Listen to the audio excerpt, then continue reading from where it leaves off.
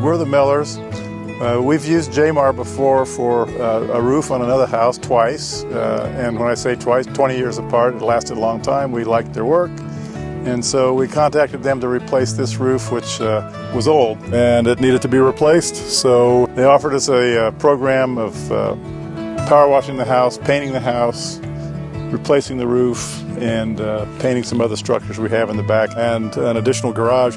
The work they've done has always been great. This time is the same, and you may notice we've picked a Decra metal roof versus the standard shingles because we like the look of that, and it was something that was new to us, and it looks fantastic.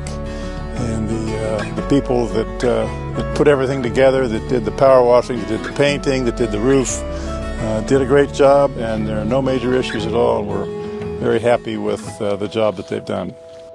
Dan was the manager for the paint, and he discussed paint colors with me. He left me Sherwin-Williams deck and allowed me to make my choices, and also gave me his expert advice, which I appreciated and needed. Liked working with the guys. They were here, very hardworking, very long hours.